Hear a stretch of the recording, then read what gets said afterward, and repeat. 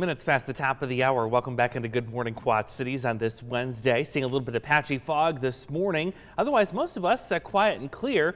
Also a little bit warmer too. Before we get to the forecast in your traffic camera network, check out the sunset last night overlooking the river here, the Mississippi River in Bettendorf. John, thank you so much for sending in this nice sight as you got the sun just underneath the arch of the bridge there in the background.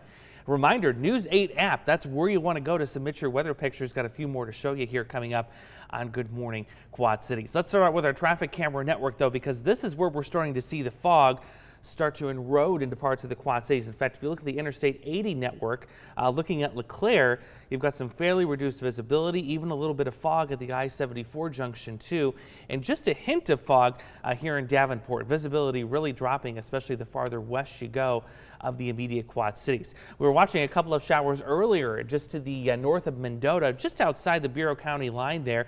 Those have since dissipated. We're also still keeping an eye on Fred too, because those of you that may have travel plans, say off to the northeast coast here in the next couple of days, this could cause some delays in terms of your travel, not only on the ground but in the air too. A lot of wind still associated with this storm, so a heads up, say if you're heading towards Pittsburgh or even towards New Jersey and New York, Washington D.C., could see some delays as that storm continues to wrap itself up. Meanwhile, back here closer to home, we're talking about the humidity level or moisture level going to be on the rise. In fact, today, just the start of that upward trend that really peaks as we go into the weekend. By Saturday, that's when heat index values will again be in the low 90s.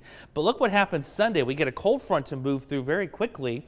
That will drop the humidity levels and the heat as well. So outdoor plans this weekend, you'll want to center them around this day right here if at all possible. That will be the most comfortable option for you in the near term before that heat and humidity will surge again early next week before it tapers off by the following week there, about a week from Friday. So a couple of more days, actually a few more days left of the oppressive heat and humidity ahead.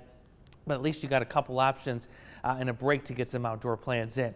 Looking at the heat index values, this is nothing like what we saw last week. In fact, I don't expect a heat advisory for any of the area as we go throughout the rest of this week. Look at the heat index values, only in the low to mid 90s, and still serious again if you're outside for very long periods of time, but certainly not as dangerous as what we saw last week. Notice our actual temperatures also staying fairly tolerable too, hanging right around the 90-degree mark as we go through the upcoming weekend.